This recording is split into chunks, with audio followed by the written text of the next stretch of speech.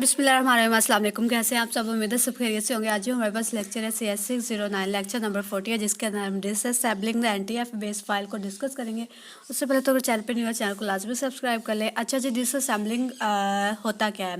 मतलब असेंबलिंग में कोई कोड आप लिख रहे होते हैं, मतलब कोई फाइल पड़ी होती है, तो आप उसको उसकी समझ नहीं आ रही होती कि इसके अंदर लिखा क्या हुआ है, इसका जो कंटेंट है वो है क्या। तो अगर हम उसको डिसअसेंबलिंग कर देंगे तो हमें उसके अंदर जो कंटेंट है वो नज़र आ रहा होता है। कंटेंट देखने के लिए हम उसको डिसअसेंबलिंग करते हैं। अच्छा जी, यहाँ पे अब जो है हमारे पास हमने एक फ़ाइल क्रिएट किया, देन हम उसको सर्च करेंगे कि हम वो MFT के अंदर जो है वो कहाँ पे पड़ी हुई है, MFT टेबल के अंदर वो कहाँ पे पड़ी हुई है।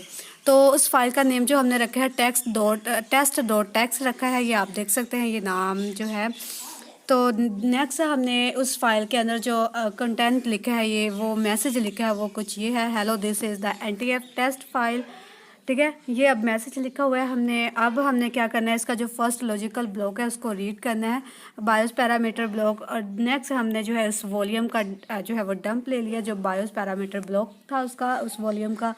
ठीक है, तो अब यहाँ से हमें जो है वो डिफरेंट इसके जो एड्रेसेस है वो मिलेंगे।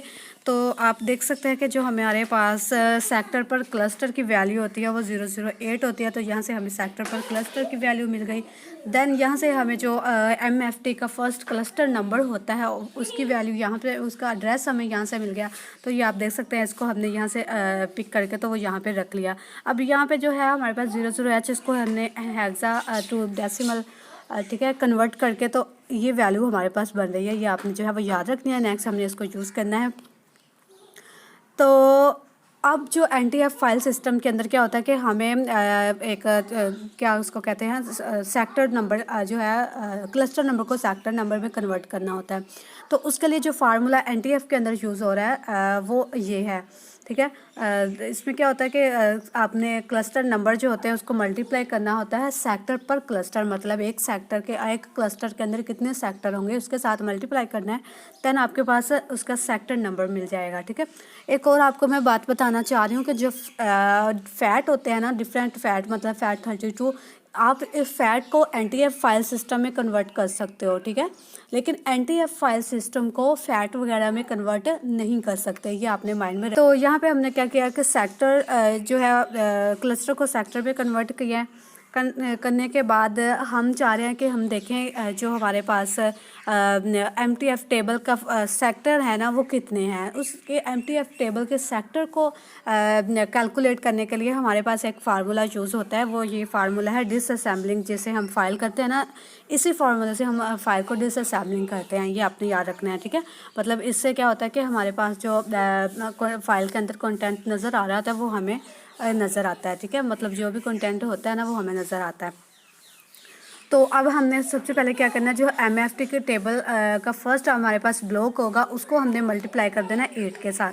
8 के साथ मल्टीप्लाई करेंगे तो कुछ इस तरह जो है आपकी वैल्यू कैलकुलेट होकर आपके पास आ जाएगी। ठीक है, तो आप ये देख सकते हैं कि ये आपके पास जो है इसका MFT के टेबल का फर्स्ट ब्लॉक है, इसको हमने मल्टीप्लाई करना है 8 के साथ। तो आपके पास जो है ये टोटली जो फाइल डिसअसेंबलिंग हो जाएगी। ठीक है,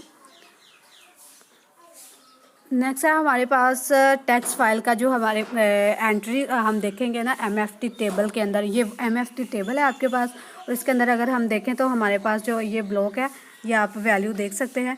इस वैल्यू पे हमें जो है वो अपनी एंट्री वो फाइल मिल गई है। ठीक है, तो यहाँ पे हमें जो है फाइल मिल गई है, यहाँ पे ये एंट्री आपको नज़र आ रही होगी। तो इस ब्लॉक पे हमें ये फ़ाइल मिली है। अपनी फ़ाइल मिलने के बाद आप यहाँ नीचे देखें, तो ये मैं आपको जूम करके दिखा देती हूँ ताकि आपको नज़र आ जाए। तो ये देखें, यहाँ पे जो अब फाइल के अंदर कंटेंट लिखा हुआ था वो हमें बिल्कुल जो है क्लियरली नज़र आ रहा है। ये देखें, hello this is the NTF test file. ठीक है, ये इसके अंदर जो कंटेंट है ये लिखा हुआ है। ये लार्ज फाइल है, लेकिन जो इसका हमारे पास इंडेक्स है ना वो यहाँ पे ये देख के पड़ा हुआ है। ये इसका जो क्लस्टर का इंडेक्स है ना वो यहाँ पे हुई है क्लस्टरिंग इंडेक्स, तो वो उसका इंडेक्स यहाँ पे पड़ा हुआ है। इसलिए हमें इसके जो नेक्स्ट क्लस्टर में हम जा सकते हैं जहाँ पे ये फाइल का बाकी हिस्सा भी वो पड़ा होगा, क्योंकि ये लार्ज फाइल अगर तो ये स्मॉल होती तो हम इसी में यहाँ पे इसको फिक्स कर देते, यहाँ पे आ जानी थी। लेकिन ये लार्ज है, MFT टेबल आपको पता है कि लार्ज फाइल नहीं रखता, तो वो इंडेक्सिंग करके अपने पास रख लेता है। बाकी जो है वो उसको उसके क्लस्टर इंडेक्स करके अपने पास रखता है, क्लस्टर में बाकी चीज़ें जो है स्टोर रखता है। ठीक है, तो ये जो है वो बात कर रहे हैं यहाँ पे।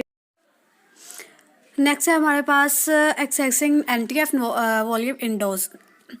अच्छा जी, डोज के अंदर हम NTF वॉल्यूम को एक्सेस नहीं कर सकते होते, ठीक है। नॉर्मली यही होता है कि हम एक्सेस नहीं कर सकते क्योंकि जो हमारे पास डोज का डिवाइस ड्राइवर होता है वो NTF को अंडरस्टैंड ही नहीं कर रहा होता है। NTF के जो MFT टेबल्स होते हैं उनको अंडरस्टैंड ही नहीं कर रहा होता। तो अब कुछ जो हमारे पास मतलब इसके लिए जो फंक्शन यूज़ किया जाता है, डोज का फंक्शन है हमारे पास ABS रीड फंक्शन, जिसको हम यूज़ करके एक्सेस करने की कोशिश करते हैं लेकिन एक्सेस नहीं होता। तो अगर मतलब कि अगर हम कोई भी एक्सेस करने की कोशिश भी करते हैं तो डोज के अंदर, तो देन जो हमें एक एरर आ जाता है, जो इनवैलिड मीडिया का एरर आता है, ठीक है। तो एक इसका जो है सोल्यूशन ये है कि हम इसको इनडायरेक्ट बायोस फंक्शन को यूज़ करके इनडायरेक्ट जाके तो फिर एक्सेस कर सकते हैं डोज के अंदर NTF को। लेकिन अगर डायरेक्ट मेथड के साथ हम इसको एक्सेस नहीं कर सकते। तो वो जो इनडायरेक्ट मेथड है वो यही है कि how to access NTF volume using BIOS function, ठीक है। तो अब अगर तो आपके पास जो वो बूट है डोज के अंदर हुआ हो, ठीक है, तो आपको क्या करना होता है कि इंटरैक्ट मेथड के साथ आप उसको एक्सेस कर सकते हो जो बायोस फंक्शन जो है वो यूज़ करता है।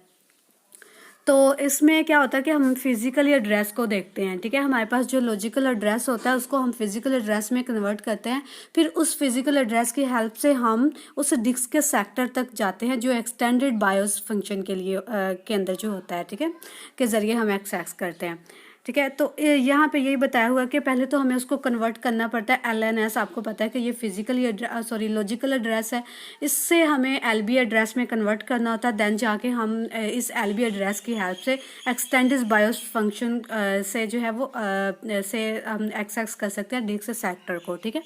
तो यहाँ पे यही लिखा हुआ है। नेक्स्ट जो हमारे पास वो बता रहे हैं कि कैसे हम LNS को LB एड्रेस में, मतलब लॉजिकल एड्रेस को फिजिकल एड्रेस में ट्रांसलेट करेंगे, कन्वर्ट करेंगे, ताकि हम जो है उसको NFT को एक्सेस कर सकें डोज के अंदर। तो ये फार्मूला है, आप इसको देख लें कि ये आपके पास LNS का जो कुछ ज़रूरी चीज़ें उसके अंदर होती हैं वो वाली हैं, देख सकते हैं आप। हिडन ब्लॉक होते हैं, उससे पहले जो होता है आपके पास वो फाइल सिस्टम होते हैं फिजिकल ब्लॉक के लिए, ठीक है। नंबर ऑफ फिजिकल ब्लॉक जिसके अंदर होती हैं दूसरी पार्टीशंस की, और फिर उसके बाद NTF फाइल सिस्टम का जो अपने पार्टीशन ब्लॉक्स होते हैं वो मौजूद होते हैं साइड पे। ये सबको ऐड करोगे तो आपके पास जो फिजिकली एड्रेस होगा LBA जो हमारे पास था फिजिकल एड्रेस, इस ये आपके पास जो है वो फाइंड हो जाएगा। तो इसकी हेल्प से आप जो है वो फर्स्ट जो आपका डिस्क सेक्टर होगा उसको फाइंड कर सकते हो, ठीक है। उस तक एक्सेस जो हो सकती है। नेक्स्ट जो है हमारे पास लेक्चर नंबर 41 डिस्क यूटिलिटीज, इसके बारे में हम इंशाल्लाह जो है वो डिस्कस करेंगे। तब तक के लिए अल्लाह हाफिज़।